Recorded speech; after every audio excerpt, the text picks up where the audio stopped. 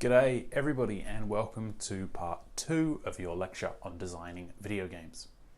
So in this lecture I'm going to be talking about what is game design, and I'm going to be introducing some concepts that are really useful for your third assignment: meaningful play, mechanics, dynamics and aesthetics, and how to generate meaning in play through game design values.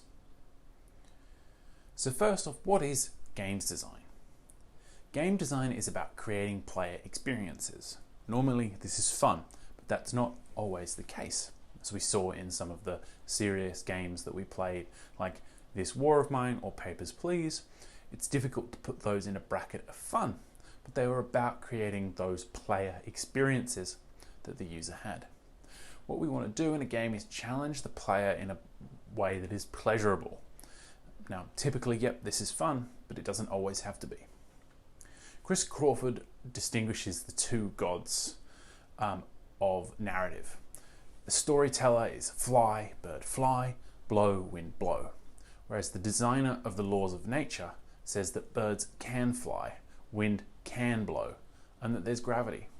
This is games design. Choosing the parameters in which the reality of your play, in which the play moments can occur, is games design. It's important to remember that everybody is a games designer. Have you ever changed the rules in a board game to make it more fun? Have you pretended to be a character or had house rules while playing games with friends? Right? It'll actually surprise you to read the rules of Monopoly. Nobody ever plays the rules right. There's a few in there that nobody ever does, and it's because we have house rules to make the game proceed faster. I remember back in college when I was playing Age of Empires 2 with my friends. We'd play this on LAN, but nobody was able to go as, I think it was the Persians, because they had the cataphract unit that was just too good. And you also weren't allowed to rush, because when we were playing a 5-all game, one person getting rushed just kind of sucked, because the rusher would never win. So we had these like little house rules that meant that we could design the player experience that we wanted a little bit better, right? Because we'd had these rules against rushing, it meant that the games lasted longer and they were more of a social competition. So I want you to think about a time that you've changed the rules to a game that you've been playing. Why did you make that change? Did it make the player experience more fun for the social context maybe, or the skill levels of the different players? Maybe you gave yourself a handicap when you were playing with a younger sibling. Or does changing the rules add an extra layer of fun, an extra layer of play to the game, like playing as a character in a game as opposed to just being yourself? So this is the kind of central challenge of assignment 3. What system of rules are you creating that is going to lead to a particular player experience? And how will this player experience lead to learning outcomes, provide someone maybe with a unique experience, or persuade them of a particular idea? The idea of mechanics, dynamics, and aesthetics is going to help you articulate how to do that. Right, so if we're thinking about some of the feedback on assignment 1, one of the main issues was that people weren't letting us inside your head, right? Your essay, your submission, right, the written game design concept, is your only opportunity to convince the marker that you understand of how smart you are and how good your idea is. So if you're not really clearly explaining how you've selected a system of rules and you believe that this will lead to this particular player experience because of similar this game, or these two things together typically lead to this type of experience, you're not putting in the evidence for the mark that you should be receiving, right? So this is a question that I want you to ask yourself in coming up with the idea for your third assignment, but then I want you to also make sure that your game concept pitch shows evidence that you have done this. Cool. So in this part, I'm going to be introducing the concept of meaningful play, which is a similarly useful concept for understanding how a set of random rules in a game ends up mattering to us as players. So Salin and Zimmerman define meaningful play as when the relationship between action and outcome are both discernible and integrated into the game context. When play isn't meaningful to us, we don't care about it, right? If the opening moves of a game of chess were totally irrelevant to the outcome of the game, we would put no effort or care into these moves, and they would not be part of the enjoyable intellectual contest of chess. Chess is a deep and meaningful game because the delicate opening moves are integrated with the complexity of the middle game and the powerful encounters of the end game. This is because the meaning of an action is in the relation between the action and their outcomes, that what you do at the start of the game matters at the end of the game. So you need to make sure that the outcome of your player's actions are being communicated clearly. So the actions taken by the player not only have immediate significance, but also later relevance. This is how we can ensure that the play that our players have when they're playing our game is meaningful to them. Think of a different example, maybe like asteroids. If you shoot at an asteroid and the asteroid doesn't change, you're not going to know if you hit it. If you don't receive feedback, the action has no meaning. But if you shoot the asteroid and it has an effect, the asteroid explodes, the game has effectively communicated the outcome of the action. This is what discernibility is. It lets a player know what happened when they took an action. And this is something that's of course really important in many educational games. Because if you don't understand what happens when you do something, you're not going to be learning about that system that you might be trying to represent in your serious game. A really good example of this is Morrowind, which is an early game in the Elder Scrolls series. You might know the most recent, Skyrim. In Morrowind, the monsters that you faced leveled up as you leveled. This meant that you were never kind of overwhelmed by really difficult enemies, and as you got to a really powerful, there were still the challenges when you encountered other enemies in the game. But this means that you can beat the game at a really, really low level, and it was actually easier to beat the final boss at level 20, but not at level 40, because when you faced him at level 40, his skills had scaled up so much that he was almost impossible to beat. So in this example, the outcomes of our actions aren't integrated with the kind of play context. It breaks it down, and there's a real dissonance. As another example of meaningful play in action, I studied Death in DayZ. DayZ is a zombie survival multiplayer game with permanent death. So when you die, you lose all of your character's advancement. You respawn on the coast with nothing that you need to survive in this zombie apocalypse. But Death in DayZ was also considered one of the most popular features of the game. But it was only good when it was integrated with the broader gameplay and the cause was discernible. So if you died from glitches or breaking your leg because you just fell off a ladder because the controls are a bit janky, that was really, really bad, because that permanent death and the negative emotion wasn't integrated with the broader gameplay, and its cause wasn't immediately discernible. However, when you got, say you teamed up with a friend, a random person that you encountered in the environment, then you found a shotgun, he picked it up first and he turns around and shoots you in the face, that's extremely upsetting, but it is integrated with this broader gameplay, right, and this context of the zombie apocalypse where things like that might happen, and the cause was discernible. It was because you trusted him. So that was how something that was really negative became something that was a part of the positive experience of playing the game, and because it was meaningful play. Karma systems are a common way to make play much more integrated and discernible. If we look at games like Fallout or Red Dead Redemption, you can do evil things, but you shouldn't, right? And in order to have this role play of morality, a karma system mechanic works to make sure that the morality of your actions are integrated throughout the whole game. If it didn't matter if you just randomly killed all the passengers on a train, the consequences of the moral choice in the storyline would become detached and would no longer have as much meaning to the player. If play isn't integrated and discernible, the links between the mechanics, the dynamics, and the aesthetics are broken. That's a concept I'm going to be introducing next. Now, a really useful related concept here is ludonarrative dissonance, which is when there's a conflict between the game's narrative told through the story and the narrative told through gameplay.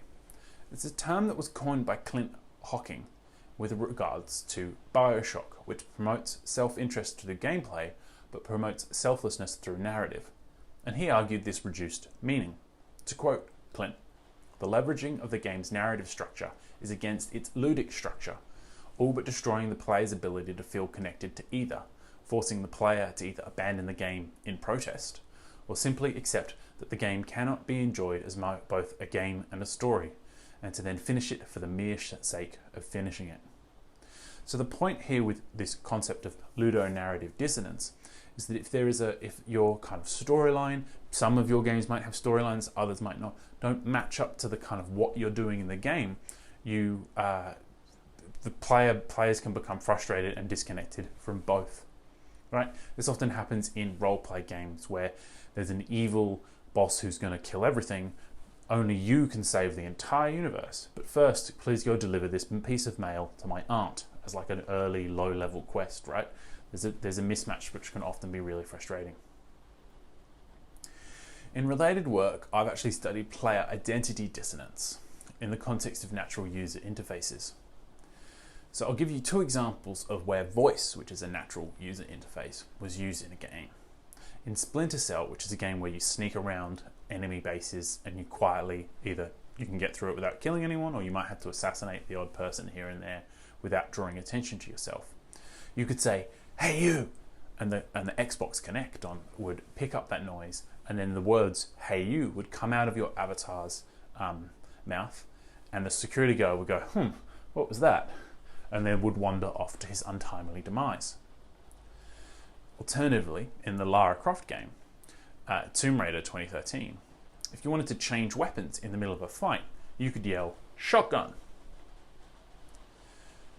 These two interfaces imagine a different relationship between the player and as the controller and you as the player character, right? The player in the game and the user of the game. When there was a dissonance, as there was in Lara Croft, you're telling Lara Croft what to do. That broke immersion and reduced player experience. But when you're saying, "Hey you," that's you saying "Hey you," and the character in the game saying "Hey you," it brings you together.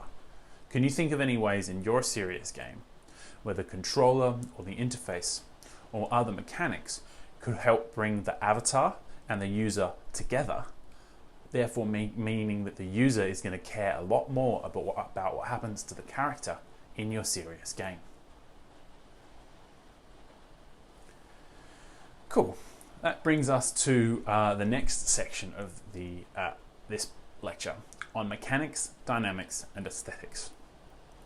So the MDA is a concept from Marc LeBlanc, which is the focus of this week's reading, and it's about how games are able to use interactivity to create drama, and how games involve emergent dynamics rather than pre-written narratives.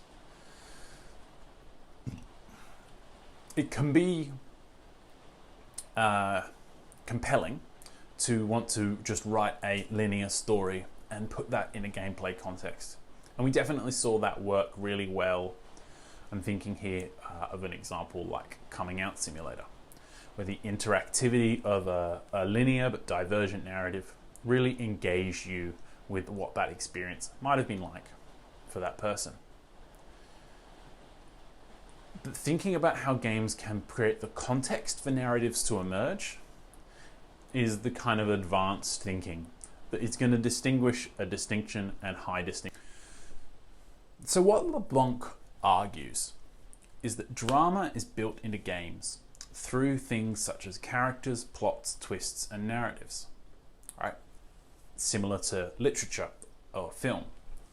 But drama can also be built into games through the events of the games itself, right? The plans, the gambits, the buffs, the strategies, and the reversals of fortune that happen while you're playing game, right? That constitutes the drama of many games.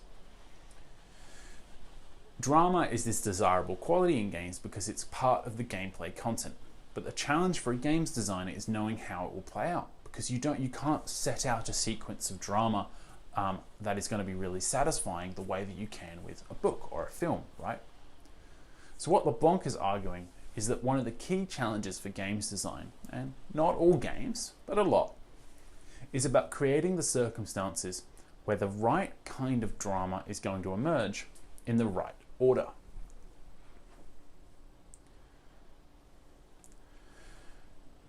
As I've kind of just mentioned, when we think about drama, we typically think about these kinds of linear mappings where something might happen at the start and then we'll gradually rise in drama and drama and drama until we reach the climax, and then we have that satisfying resolution.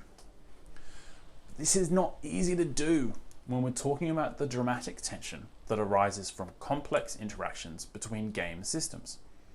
So how, firstly, are you going to be able to, maybe the game that you're designing is going to use drama, right, to create an experience that's going to lead to some sort of learning, persuasive or serious outcome. How are you going to ensure that that drama happens in a positive way? But most importantly, how are you going to articulate it and give evidence to the person marking your assignment that you have thought about this and your idea is good? This is an example from a study of Portal that showed how the complexity of the puzzles gradually rose over time. Each dot is when a new mechanic was introduced to the player. So each time a new affordance is introduced, this complexity of the puzzle goes down, and then it goes back up again once they've learned that puzzle, leading to the kind of ultimate, most difficult puzzle and a really satisfying payoff for the player. So you can still design these types of building dramatic tension into a game, but doing so requires different tools and techniques. So the concept that LeBlanc offers, and is the core focus of the required reading, is the idea of mechanics, dynamics, and aesthetics, where mechanics are the rules and concepts that formally specify the game as a system. Dynamics is the runtime behavior of the game as a system, and aesthetics are the desirable emotional responses which are then evoked by the game dynamics. So in the mechanics in chess are things like the rules for how the pieces move and the dimensions of the board. A pawn can move one piece or two squares. A knight's move has a different shape, right, that you take turn. These are the rules for how the pieces move. In baseball, it's not only the explicit rules, but also the physical laws that govern the game, gravity, energy, and human capabilities. And in digital games, this is the code, the physical layout of the controller, and the technical and material constraints of the hardware. On the other hand, dynamics are the runtime behavior of the game as a system. In chess, from those rules emerge tactical concepts like the knight fork or the discovered check, as well as structural and temporal concepts like opening and the endgame. In cricket, we have a set of rules. From that emerges other kind of dynamics that aren't necessarily expected by the designers, like underarm bowling in cricket, or throwing matches in badminton, because the tournament rewards people for losing some games because they won't get matched up against the most difficult opponent. These examples of kind of play that might not have been intended by the designer highlights how a game's dynamics emerges from its mechanics in a way that is enmeshed with the social and cultural context. Game dynamics can often be hard to describe. They exist between actions and overall tasks and outcomes. We feel them. An example is how in Nintendo Wii Tennis, playing with the controller, the accelerometer in the controller, as though it's a tennis racket, embodies us in the game and makes us really slam down some of those hits and feel really immersed in it.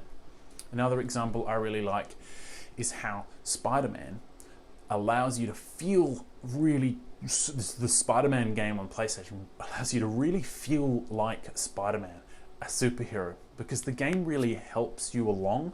It doesn't, this is a clip where it's like Could I manipulate a controller to do that specific actions? No, it gives me a number of options and I'm just pressing buttons at the right time.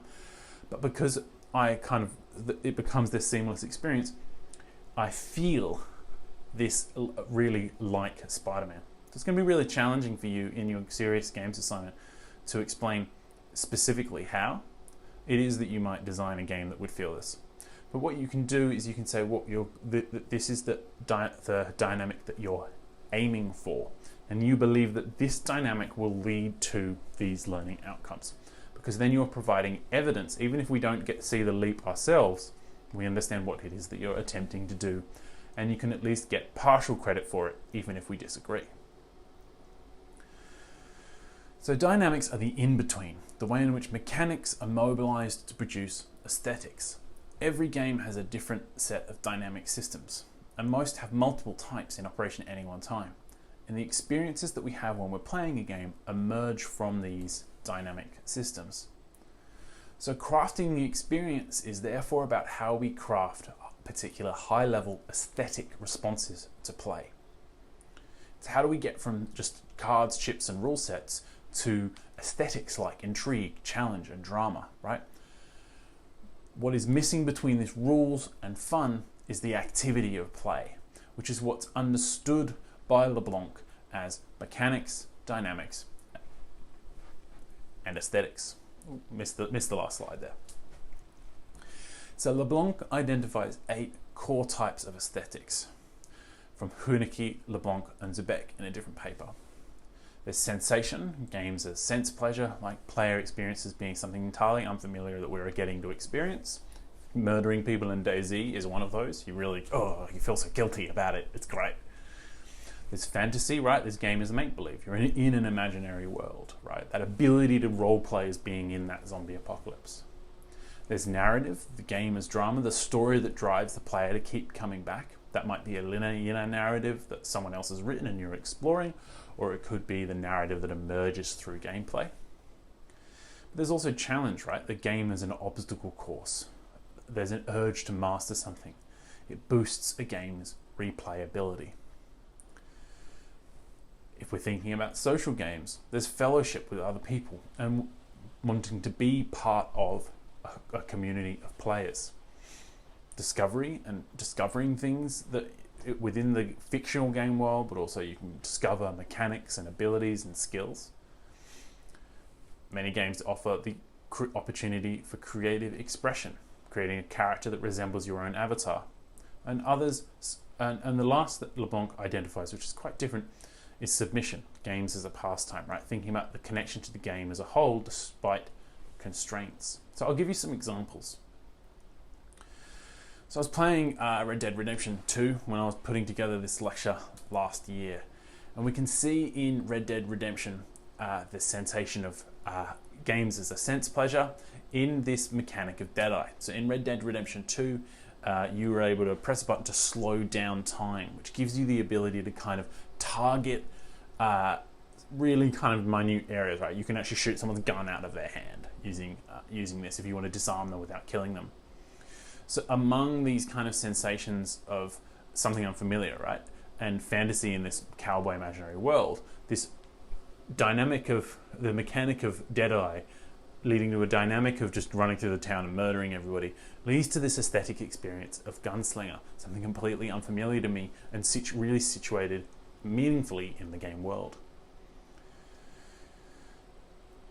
Another example of aesthetics was narrative, right? A story that keeps the player to keep coming back.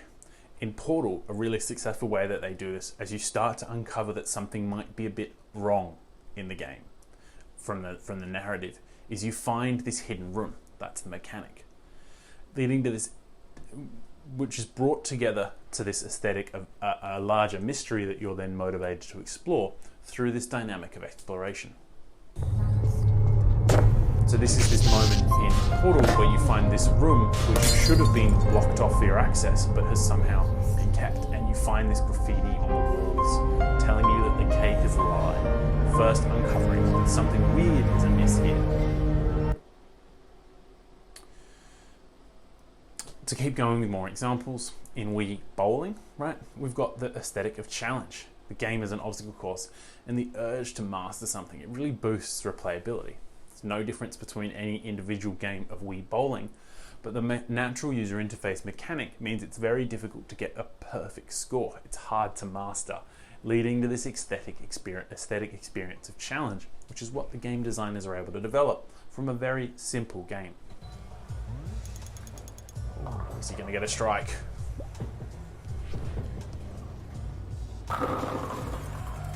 Oh, how satisfying is that? The natural user interface mechanic makes the game hard to master, leading to an aesthetic of challenge, but which is also so satisfying when someone gets that strike. Nice double strike. You can also think about aesthetics like fellowship in social multiplayer games like Fortnite, where you've got a mechanic of squads leading to a dynamic of teamwork, leading to an aesthetic experience of fellowship. So you should be starting to see here how we can identify an experience that we want our players to have, and then articulate how the rules of the games, the mechanics of the games, are going to lead to that. It's our designer intent, and we want to see evidence of that in assignment 3.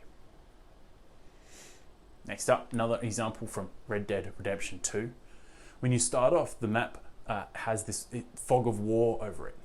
But as you increasingly explore the world, you uncover the territory. So this mechanic of fog of war leads to a dynamic of exploration and the aesthetic experience of discovery. It is exciting when you discover a new town or a new place of significance. Games allow for expression through customized avatars, maybe. Is that an idea you could use in your third assignment, allowing the player to recreate themselves in the game for the dynamic of mirroring, and then their play becomes more of an expression of who they are. And finally, this is a little more difficult one for some to get, is submission. For me, submission is about, defined as the pleasure of the game as a mindless pastime, like the pleasure of knitting, organizing CDs on a shelf. Some people play solitaire because it's an interesting problem, but some play it for the pleasure of moving cards around. The second is submission. So an example for me is from Candy Crush Saga, where this mechanic of cascading, you can do one great move and it just goes and goes and goes and goes, leads to this dynamic of sensorial overload as it just kind of, the map solves itself, which is part of this overall aesthetic experience of submission. So now you understand mechanics, dynamics, and aesthetics. We can start thinking about how it is that tension emerges from a contest through this lens. So LeBlanc argues that tension emerges due to uncertainty, because you don't know how it's going to happen. If we started playing a game of Monopoly, but had already decided who was going to win, there would be no drama. But there's also needs to be inevitability, that at the end of the game, there's going to be an outcome, a winner or a loser. This game Monopoly isn't just going to go on forever. So we can think of a game, the drama in a game, as going from the start, where there's a lot of uncertainty, which gradually shifts towards inevitability of who is going to win. If the game is inevitable from the beginning, it's not a particularly exciting game. In the reading, LeBlanc talks about many different mechanics that introduce inevitability, ticking clocks or non-reversible processes. We can look at an example like Jeopardy, right? It's a quiz game show that lasts a certain amount of time. It's only really got those 3 main rounds, 2 main rounds and a final round. And that we know there's inevitability that at the end, whoever has the most money is going to be the winner. But there's also a lot of feedback that we can use to really make up the drama in that experience. Negative feedback, which stabilizes the system. If one person gets too far ahead, they get pulled back. Positive feedback, where the inevitability is exaggerated, or pseudo feedback, where there's accelerators and decelerators. Jeopardy does this by having the scores that are awarded so there's 2 rounds of equal length, but the amount of money that's awarded in the first round is only a third of what is is like 1/3, and then in the second round 2/3 of the amounts of money are awarded. So what's going on here is that there is an inevitability, but we But because so little of the money is given out first, by the time we're halfway through, it's still quite uncertain who's going to win, because people could really make a comeback in that last moment.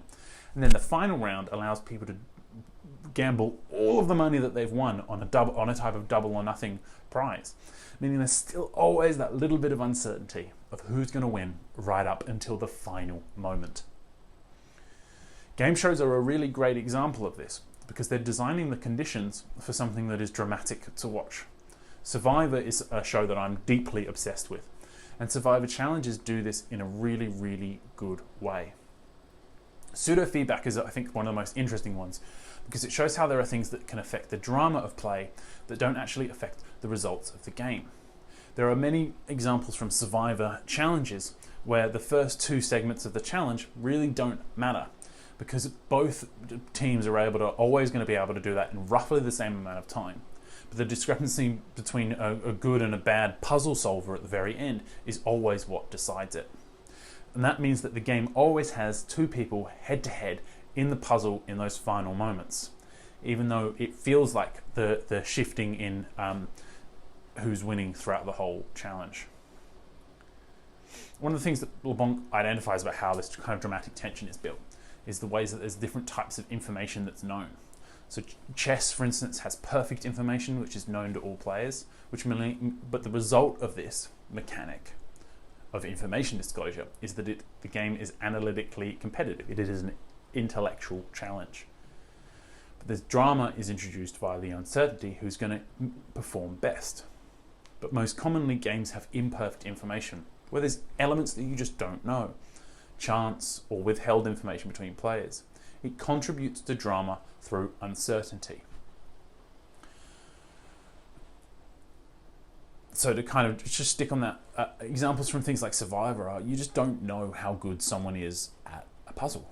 And often the puzzles that they have are very, very difficult at the start, but as you get a few pieces, it becomes easier and easier. Or there are moments in Survivor challenges where they have say a 4 meter by 4 meter area of sand, and they have to dig in that area of sand to find a key. There's uncertainty because there's an element of chance of which team is going to find a key first. Related to this is the idea of hidden game mechanics. How games trick us into having a more engaging experience. So I'm just going to click play on this for a few minutes just to give you an idea of what's going on. But you feel free to skip forward back to the lecture and watch this later. Games are illusions, a big old pile of smoke and mirrors, and sometimes, in an attempt to make the player feel something real through a virtual experience, designers have to get a little sneaky.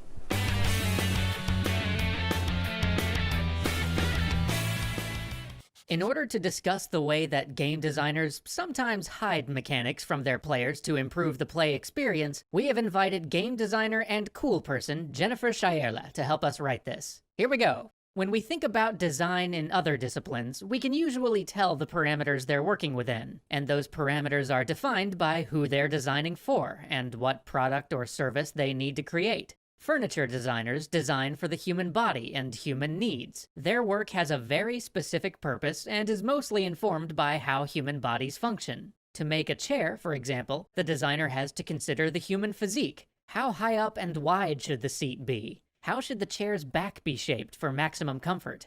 The design of everyday things like this is so deeply ingrained in our cultures and our societies that we only really notice them when the design is bad. Have you ever instinctively pushed on a door with a horizontal bar like this, only to find that you're actually supposed to pull it open? That right there is some bad design. We actually did a whole episode on stuff like that. I'll put a link to it at the end of the video. Game designers have to work within these parameters as well. However, unlike the chair designer, who has to design for the needs and comforts of the human body, game designers essentially design for the human mind and perception. Now, these are fields which even science does not fully understand yet, but we do know one thing above all about the human psyche, that it is deeply and beautifully flawed. And for game designers, that means that we are designing for a system that is likely to lie to itself, to skew reality, a system that is utterly horrible at judging things like chance or self-awareness. I will give you an example. Let's say I designed for you a game with a combat mechanic where your ability to hit enemies is determined by a percentage chance. Let's say that the game tells you that your attacks have a 50% chance of hitting your target each time. And so you think, okay, I have a 50% chance of hitting the target. Cool. But if the game was actually giving you a 50% chance of hitting, it would feel wrong. See, the human psyche is bad at judging chance, and so it expects a 50% chance of success to mean that attacks will succeed roughly every second attempt. But that's not how chance works. In reality, a 50% chance of success could lead to 4 consecutive hits, or 7 consecutive misses. But a game designer knows that missing a 50% chance twice or more in a row just feels wrong and bad. When XCOM tells us that a shot has a 95% chance of success and we miss, that feels wrong, because our brain interpreted that as guaranteed success, even though that 5% chance of failure is real, and sometimes you just happen to roll a 1. And so the game designer's job is to design experiences in a way that accommodate and manipulate these quirks in the human psyche in order to give the player a better experience. Have you ever played through a combat situation in a game that just felt amazing? Because it looked like you just barely got out of there by the skin of your teeth with a shred of health and almost no ammo left. Like you somehow managed to overcome the odds and snatch victory from the jaws of defeat, and you get this huge adrenaline rush. I am sorry to report, it is very, very likely that the game's designers implemented hidden mechanics to create exactly that kind of scenario for you. See, one of the most common examples of hidden game mechanics are instances designed to give you a feeling of tension and empowerment, and that can come in many forms. Maybe that very last bit of your health bar secretly represents something like a quarter of your actual hit points. Maybe your last few remaining rounds of ammo secretly deal way more damage. Maybe, when you take that first fatal hit, instead of killing you, the game leaves you with 1 hit point and makes you immune to damage for a couple of seconds, just to give you a chance to bounce back. All of these hidden mechanics play with our perception. They take our expectations, our understanding of how the game works, and subvert them, tricking us in order to give us a better experience. Many health and damage balance systems are deliberately designed to put you in a situation where you lose health quickly to make fights feel overwhelming, just so they can start kicking in hidden game mechanics when your health is low to help you overcome the challenge anyway. It makes those battles feel awesome, and it creates these exhilarating moments of triumph that can really support a game's core empowerment aesthetic. And there are many other types of hidden game mechanics that allow designers to play with our perceptions, to make us feel relaxed or engaged. Some games, like BioShock, make it so that enemies always miss you the first time they shoot at you, which ensures that you don't feel unfairly ambushed while you're still trying to orientate yourself in an environment. Other games, like Shadow of Mordor, slowly give the player health back over time to artificially extend fights for the sake of spectacle. One of the most common hidden game mechanics is something we call Coyote Time, which gives players a slightly longer window where they're allowed to jump after stepping off a ledge. You will be hard-pressed to find a good platformer that doesn't apply Coyote Time. It really helps to maintain a platformer's flow and fast pace. Or, if you want a really extreme example of hidden mechanics, there was this racing game back in 1995 called High Octane. It had a bunch of different vehicles, and they were all displayed with a list of different stats. The thing is, under the hood, every single one of those vehicles behaved exactly the same. There was no difference at all, but no one noticed, because seeing that list of stats made the vehicles feel different enough that players still debated over which vehicle was the best. Like I said before, video games are all smoke and mirrors, all designed to manipulate human perception. They trick us into being immersed in fantastical worlds and believing that the characters in our adventuring party have emotions. They trick us into believing that we've overcome impossible odds all on our own, or that we've significantly influenced the outcome of a story event, or that we've even surpassed our expected limitations in ways that the game's designers didn't even anticipate. But those experiences are carefully orchestrated. The designers are laying out dots in specific ways, knowing that our psyche will be eager to connect them.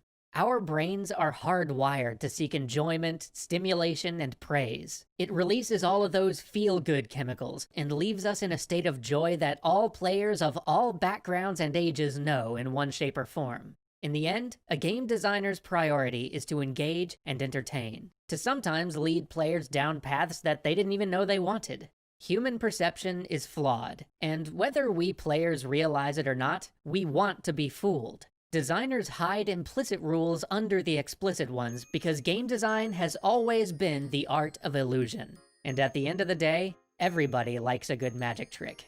See you next year. So some of the examples from the Twitter thread that inspired that video by game designer Jennifer Schrull are Coyote Time, which is when a player walks off a ledge and presses jump too late, but the jump still works. And obviously by introducing this mechanic that makes it easier to jump, the game designers are recognizing that constantly falling off ledges is just not fun. And giving you that kind of mastery of the environment allows some skills. I'm not going to go too much because we just watched that whole video, but there's these examples of hidden game mechanics really show how specifically designed game experiences are through simple and maybe hidden game mechanics.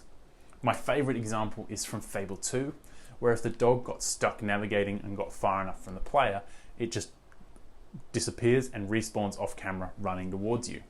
Reviewers of the game praised this as realistic dog behavior.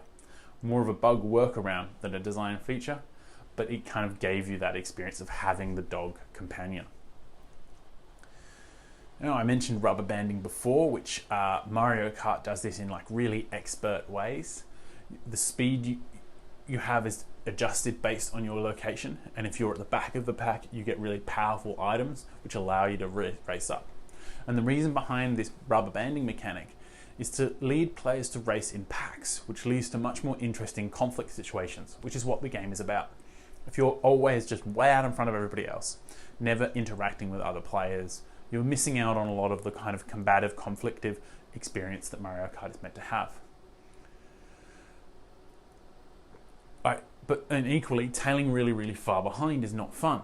The same way that winning by heats is just not as fun as a closely contested contest. Rubber banding balances the competition to allow for interesting plays and keeps good players on edge. My other favorite example from Jennifer Schrull is grenades in Spec Up the Lines. Grenades have a panic radius. So if you throw a grenade near an enemy, they'll panic and they'll try and run away. However, enemies inside this death radius, this panic radius, can't ever get out. They'll never be able to move so far. They can panic, but they can't escape. The AI in a first-person shooter game needs to give the impression of being smart, but still giving the player the ability to kill enemies with grenades. If the AI could see a grenade and run away and not get killed by them, grenades would be useless, and you wouldn't be able to have the fun experience of killing enemies with them. So to bring this back to mechanics, dynamics, aesthetics, to finish up this part of the lecture.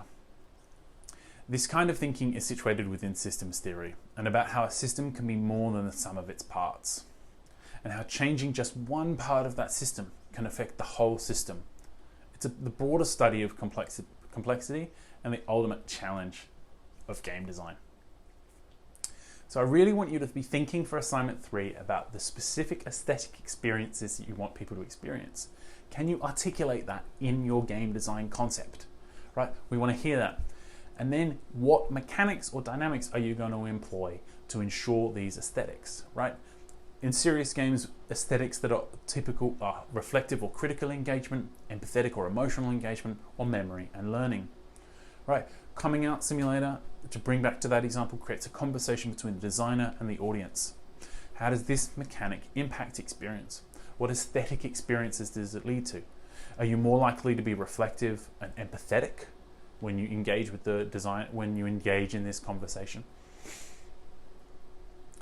So again, articulate what aesthetic you're aiming to create and the mechanics that you're using to create it. We can only reward you for what there is evidence of in your assignment submission. Before I move on to the next stage of the lecture, I want a momentary critique. This model ignores the role that representation, such as gender representation, and our own personal experiences and desires have on the way that complex systems result in different aesthetics. To draw on an example like Papers, Please, Where might your experience with bureaucratic immigration systems and racist immigration officials fit into this model? So this is a tool set that is really great for describing some kinds of games, but maybe not for others. And it's your judgment call whether this is going to be useful for your game. And a little bit of further reading, this is a great article on how music can also change the way you play, which is something I've had to take out of this lecture to make it fit in this shorter semester. Cool, so that wraps up this part on mechanics, dynamics, and aesthetics. And in the next part, I'm going to be talking about values in games. See you then.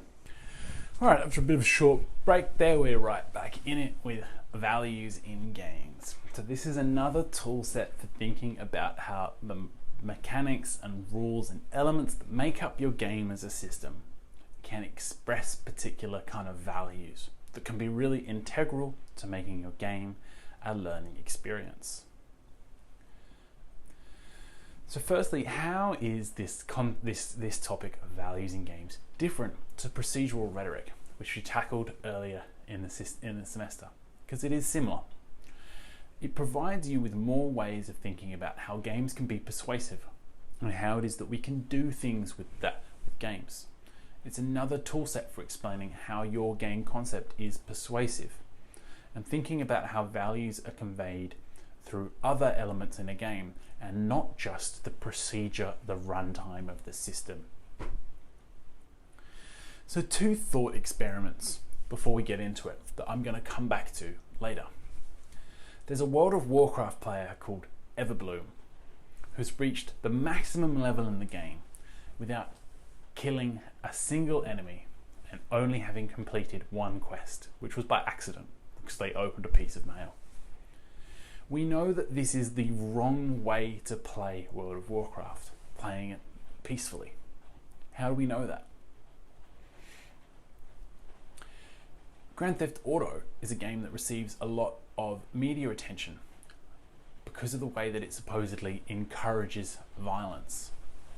Is it fair to say that a game like Grand Theft Auto is an inherently violent virtual world? How could we support that argument? All games express a set of values, but it's often difficult to understand the many ways in which these values come to be embodied in the game. Flanagan and Nissenbaum break the ways that this happens into 2 broad categories: designer understandings and player perceptions. Understanding these can be useful for identifying how values are subconsciously or can be consciously built into games. And it might be useful for you to be able to articulate this in your assignment 3. So designer understandings encompass what gets embodied into a game during its design. The company or organization that is building the game faces economic and commercial and often political constraints. There's public policy and industry regulation that constrains the depiction of things like Nazi symbols, for example, in games in Germany. That there's also a general culture in which games are created, which introduce these design understandings. Values emerge in the definition of the project, what it ought to be, and the specification of instrumental design features. Indeed, the tools that we use to create games, as we talked about in part 1 of this week's lecture, shape the way that games are made. Designers often have pre-existing commitments, skills, and make assumptions about the values of their target audiences. And these designer understandings encompass what gets embodied in a game during its design. On the other hand, player perception refers to the way that people playing a game may not have identical values, experiences, because personal, cultural, and situational factors influence a player's experience of values in a game each time they play the same game. We might think back to the critique we offered of mechanics, dynamics, aesthetics. Where is it that the player perception comes into play in that model for understanding the experiences that emerge out of game systems? What's really important to remember is that game mechanics and narrative elements create constraints that preclude some interpretations, and they might steer players towards others, but it isn't inevitable that each player will pull out the same values. All right? For some people, the game of rugby is a game that promotes values of violence, antagonism, and territoriality. For others, others see cooperation and teamwork at the game's core, often depending on whether you grew up playing the game or not. An example that I was kind of alluding to when I was talking about that critique of mechanics, dynamics, aesthetics was with Papers, Please. And Creatix Chiara, who's a games designer from Melbourne, who offered a really interesting critique for me. I had played the game and I thought it was really interesting and insightful. But Creatrix, who is an immigrant to Australia, who had kind of suffered the Kafkaesque bureaucracy of Australian bureaucratic officials, hated the way that the game tried to make you empathize with these immigration agents. Because in her experience, they're not just following orders, they're often deeply believe in the same xenophobic Kafkaesque principles that they're tasked to enforce. So we see here how a player's perception, their own experiences, can lead you to interpret a game in a very different way. Is this something you can anticipate in your game design, or possibly even design for? A great example of this is Flower, a game that allows players to control the wind, with a single flower petal marking their movement. Players work to help the flowers bloom, gather petals, activate wind farms, and spread life. The interaction of player and game is one of very minimal intrusion. Players are very gently guiding the game world, which is a consistent translation of the game's values, which have a focus on encouraging players to work in partnership with the environment. The values of balance, sustainability, cooperation, and influence are infused into the mechanics of gameplay in a game like Flower. Another example is Call of Duty. In Call of Duty, the first 3 Call of Duty games are played from the perspectives of Allied soldiers in World War II. The story mode conveys reverence for heroism and sacrifice. Some people argue that the reverential depiction of Allied forces in World War II promotes a pro-military consensus. So, as a result, Call of Duty has patriotic and militaristic values. There was some research into American players finding that those who identified as politically conservative identified the games as an affirmation of a strong defense and the support of an aggressive foreign policy, as well as a high regard for the military. On the other hand, players who were left-wing or not American saw the games as a contrast between good wars and bad wars in the context of the moral clarity of World War II and the Iraq War. Right, the multinationalism of World War II and the uninationalism of the Iraq War. World War I is really interesting context for this, right? It's a relatively rare setting for video games today because it lacks the good/evil narrative of World War II, with all soldiers generally viewed as victims of an uncaring and incompetent upper class. Whereas they were able to do this in Battlefield 1, which is set in World War I, because it celebrates individual acts of heroism and valor as opposed to the grand narratives of war victory in other storylines in games in the Call of Duty series. Right? So these examples are kind of trying to show us how the designers can represent values in their games, but also players bring to playing games a process of discerning their own values from it. So if we jump back to those thought experiments from earlier in the lecture, when we play World of Warcraft, we interpret the designer understanding of the game. It provides some context to understand what the values are of World of Warcraft and how we know intuitively that Everbloom is playing it wrong. It's a game in an established genre, where killing enemies and completing quests is a core part of the appeal. There's a narrative of the game and the relationship between the game's player character and NPCs. In order to play this, Everbloom has to ignore all of those elements of the games. The game guides us towards particular ways of playing. Getting to the maximum level by gathering herbs and exploring is very difficult in comparison to doing it the way they incentivize you to. But also we can see it in the affordances that we have with the game world, what is designed in. We can't hug enemy monsters, we can only kill them. There are also values that the game doesn't have, like erotic roleplay. They're just not built into the system. We also interpret the player perceptions of someone playing World of Warcraft. Why would you play World of Warcraft, right? It's social experiences which are organized around killing. We can understand it within the context of gaming culture and hardcore serious gaming, which World of Warcraft is known for. But also it's about, I'm playing it to consume the game's content, and playing it and peacefully does not ignores the bulk of the game, meaning you're not getting your money's worth. So this is the language of games design values. The many interrelated elements of a game narrative, interface, interactions, mechanics, and more contribute to the coherent play experience. Any of these elements can have cultural, ethical, and political significance, even when they appear to be value neutral. The required reading for this week by Bellman unpacks 15 elements in which values can be conveyed in games, with numerous examples. Very, very useful for talking about how you have consciously embedded values in the decisions you've made in your game design concept. It's really important that you avoid dissonance. A game like Bioshock, which depicts one thing through the mechanics of the gameplay and another through its narrative storyline. So one of the examples of a kind of mechanic is choice, right? Player choice. This is really typical in serious games, because unlike most other media, games can provide players an opportunity for choice. In some cases, these choices have moral valence. McDonald's video game offers you the choice of making immoral decisions, allowing you to explore and understand immoral business practices. Another example is rules that there are for interaction with the game environment. What type of interactions does your game fall between playable characters and the non-sentient elements in the game world, right? StarCraft is a game that only allows players to harvest natural resources to build military units. The natural resources model a purpose, and the game as a result models this purpose for the world's finite resources. And we can also come back to our second thought experiment. The actions in a game also express values. What can you do? Because most games have a very limited set of playable character actions.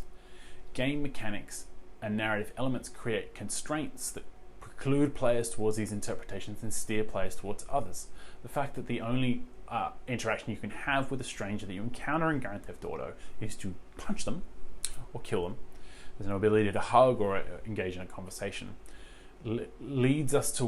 Steers players towards an interpretation of the game world as a violent, and subsequently encouraging further violent interactions with the game world. A really great example, I think, is Brenda Romero's game Train, where players are tasked with cramming a boxcar full of tokens and transporting it to the other side of the game board. The game is about working out how to do this efficiently.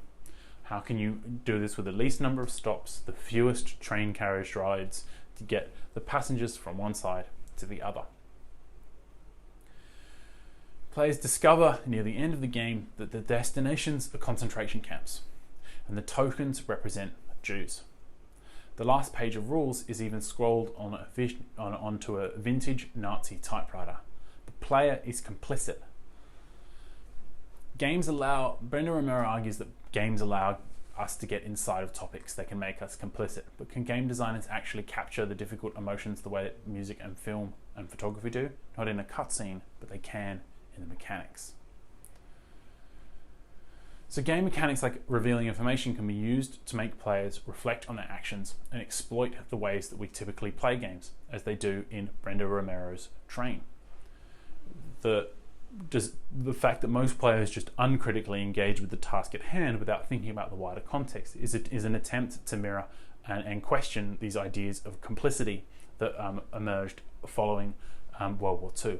Who was complicit, who knew, and what was your responsibilities for something as horrific as the Holocaust? Right. So I'd like you to think about in Bellman's chapter, what other mechanics aren't introduced that you might be able to leverage. I thought of some just from this lecture already. Mechanics like survivor simultaneous vote. Everybody votes at once and then they reveals. Introduces secrecy and betrayal and trust into the game. They become core aspects of the experience of playing Survivor. Permadeath is also another really great way to transform the experience. Make players really care about what happens to them because the stakes are so high. But how do you make sure you're going to have meaningful permadeath? So think about how these social mechanics maybe and other game mechanics can impact the values in games, whether competition leads to player killing and betrayal, cooperation for role-playing teams and multiple winners, or interaction as a value of trading and negotiation. There's affordances that need to be built in. There's a lot more resources available at the Values at Play website. If you're designing about empathy, make sure to check out this reading. And for a great description of how to go about designing with values, if this is the route that you take, check out this reading. As a kind of cool example of this in action, there's the Minecraft Type 1 Diabetes mod, which gives the player character insulin and blood glucose levels instead of a health bar. So while you're playing, you have to kind of manage the interaction between blood glucose, insulin, and carbs. So it's not just a matter of eating heaps of food just to get your health bar up, but it's something you have to constantly be managing as a way to help kids understand what it is that people with diabetes go through. The mechanics of the game are embodying these kind of the values of education, and it's built into the play of the game. If you want to get through the play, you have to kind of understand how these interactions work. So that brings us to the end of our last lecture. This has been a slightly longer one. I wanted to cram as much in as I could, even though we've got a shorter semester, because some of these ideas about how to design and talk about game design are really important for Assignment 3. So with that, I'll wrap up, but just to say thank you so much for bearing with us this semester. It's an insane year, and I know that studying online can be really difficult, and I think you've done a fantastic job. I tried to make the course as engaging as we possibly could, but not everything that we've tried worked. So thanks so much for your patience. And again, I really appreciate it if you can take the time to fill in that unit of study survey if you had a good time, so we can kind of log that positive feedback and keep making more units on games, virtual reality, and in the digital communication and cultures degree. Thanks very much. I hope you have a great holiday, and I hope that we can see you all on campus next year. See you later.